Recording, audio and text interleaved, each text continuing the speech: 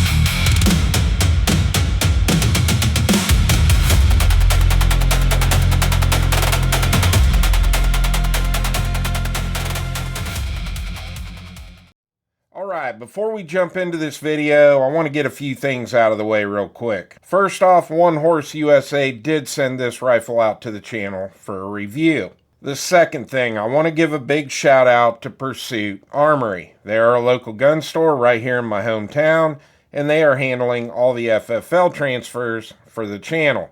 And the last thing, this is for the YouTube moderator. This gun is semi-auto.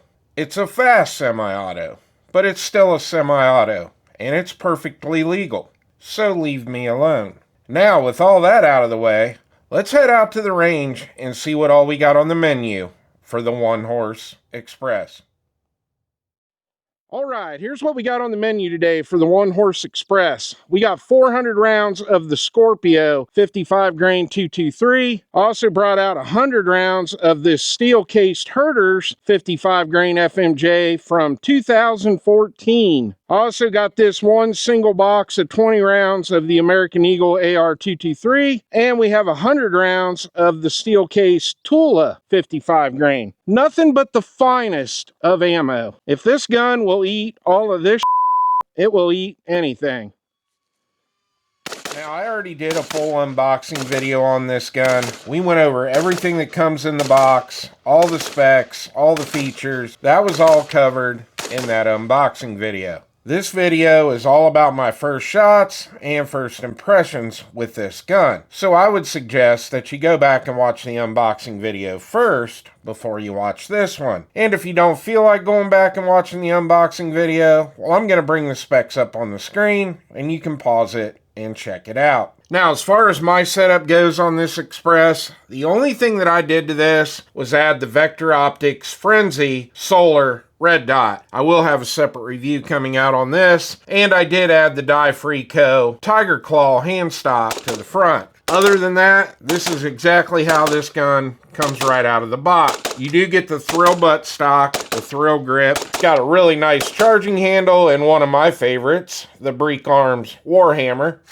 And as far as everything else goes on this, it's your typical mil-spec AR parts. You got the standard AR bolt release, standard AR mag release, you got your standard dust cover, and you do have forward assist.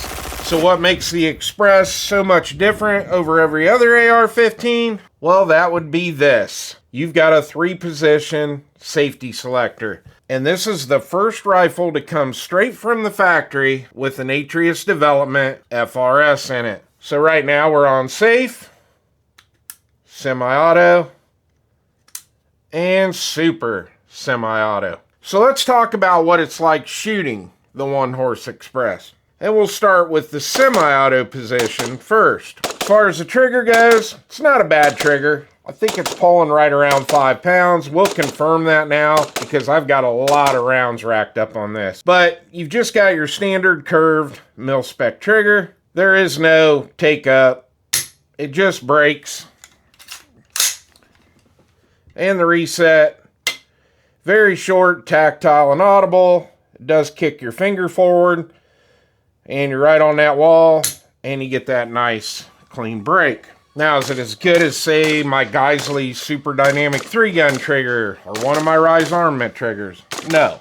But for a factory trigger, it's not bad in semi-auto. Now, I've got a little over 600 rounds on this now. I got the Wheeler trigger pull scale. Let's see what we're getting for a trigger pull.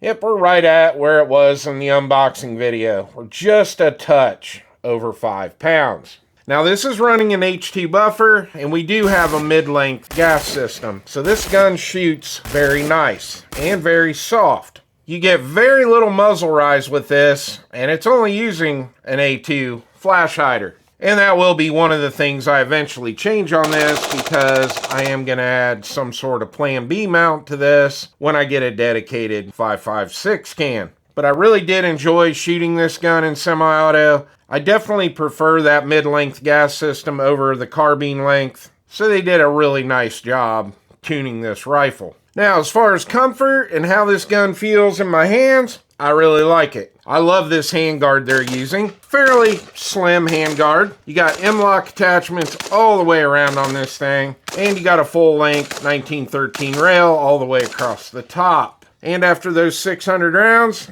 this handguard never loosened up. It's still rock solid. You can see here how it mounts. And I really like having the Tiger Claw hand stop out here on the front. I've got these on pretty much all my ARs. Now let's talk about the furniture on this. And I really like this Thrill buttstock. I've heard of Thrill. I've talked to them at a couple trade shows, but I've never used any of their products. And they did provide the grip and the buttstock for the Express. And the buttstock works really well. Nice and smooth. Right here is the position I was running it in. You do have 2 QD attachment points here on the stock, and you can use it on either side. And as far as the grip goes, I like it. It's comfortable. It's got really nice stippling. You've got it on the front, the back of the grip, and on both sides. Got a very nice sandpapery texture. I've got big 2XL hands, and I can get a full grip on it. But it's not going to stay on here. I am going to put my Die Free Co. Kung Fu grip on here. It's just my favorite grip. But this grip is not bad at all. And the last thing I want to touch on is the Breek Arms Warhammer charging handle. I'm glad to see One Horse decided to stick with these guys. This is one of my favorite charging handles. And it's the same charging handle Anderson Manufacturing was using on the Frontline 16s before they closed up shop. So now let's get into what everybody wants to know. What is it like running this in super semi-auto? Well, it's an absolute blast. And I haven't had this much fun shooting a rifle in quite a while. The selector and that trigger combo work flawless. And then you add the H2 buffer to the situation and the mid-length gas system. And as you can see, this thing shoots really flat. Now granted, I'm a big dude. I'm 6'3". I'm over 300 pounds. But I watched a lot of people a lot smaller than me running this at GunCon, and they were not having any problems keeping this under control. And the Express, it's fast. It's not the fastest rifle I've shot, but that's okay because this gun is so well tuned.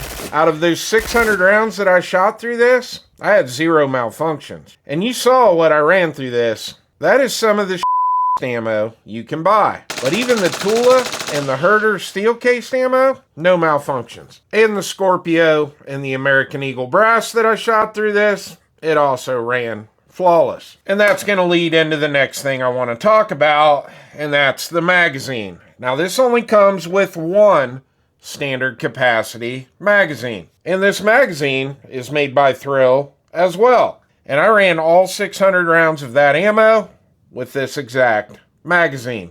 And after seeing how this performed and shooting over 400 of those 600 rounds in Super Semi, this mag never let me down. Now, before I get into my list of pros and cons, I want to ask you guys a question. We've already done the unboxing video where we went over everything in the box, all the specs. We went into a lot of detail in that video. In this video, I pretty much ran this in Super Semi mode the entire time. But let's face it, that's why most people are buying this rifle. So I wanted to keep the focus of this video on that part of this rifle. One thing I did not do in this video was any accuracy test, and I want to know if that's something you are interested in. We know this gun is 100% reliable in Super Semi, but I do not know how the accuracy is with this gun. And I have no problem bringing this back for another video if that's something you want to watch. We can take some of my reloads, we can buy some match ammo, just some bulk stuff off the shelves, and we can take this out to the 100-yard range and the 200-yard range and see what kind of accuracy you have with this rifle.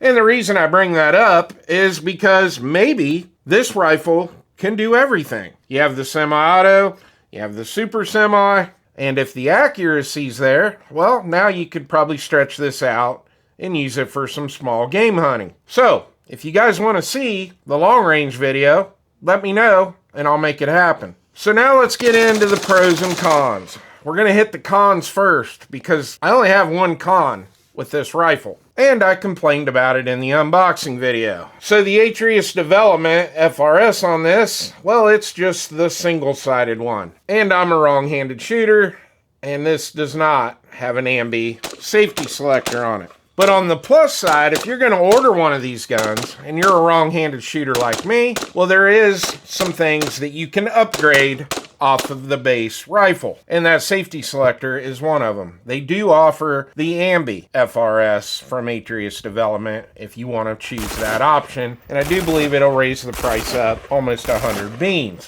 And speaking of upgrades on their website, when you order this rifle, you can also pick if you want to upgrade your bolt carrier group. So there are some options on the website if you want to do that. So now let's get into the pros. And there's a lot of pros when it comes to this gun. And I know some people are already complaining in the comments on my unboxing video and saying that this rifle is not worth the $9.99 price tag. And I'm going to have to disagree with you on that. I watch a lot of YouTube gun videos. And I watch a lot of videos of guys messing around with these selectors.